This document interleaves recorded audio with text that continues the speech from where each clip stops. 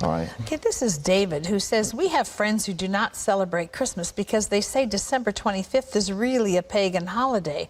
While I agree that Jesus may not have been born on December 25th, he certainly was born as described in the Bible. How do I respond to them?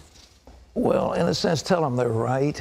You see, the winter solstice a couple of days later was the shortest day of the year, and the pagans had something called Saturnalia.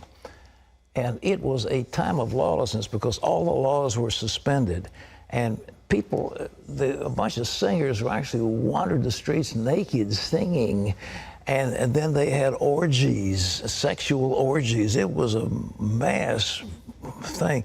Well, when the Catholic Church came along in Italy, the Romans and others didn't want to give up their holidays. So they said, okay, we'll Christianize it. And so they said, okay, we'll say the birth of Jesus was the 25th of December. And then there was a monk who began to add it up. You see, if you read in Luke, it says there's a census taken when Quirinius was governor and so forth and so on.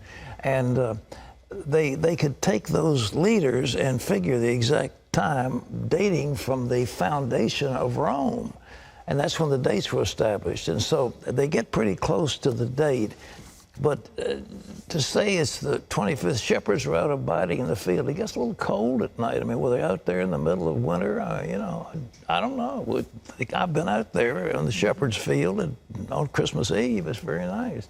But it's cold. And nevertheless, I mean, what was going on? So all this business about mistletoe, pagan. Christmas trees, pagan.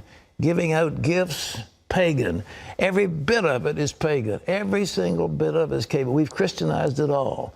And so that's good. And so we have time, we celebrate for Jesus. Everybody gets all misty-eyed. But the truth is, they're all pagan. The book of the prophet Jeremiah, chapter 10.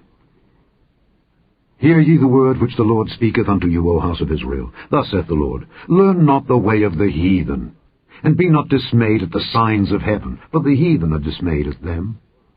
For the customs of the people are vain. For one cutteth a tree out of the forest, the work of the hands of the workman with the axe. They deck it with silver and with gold. They fasten it with nails and with hammers, that it move not. They are upright as the palm tree, but speak not. They must needs be borne, because they cannot go. Be not afraid of them, for they cannot do evil. Neither also is it in them to do good.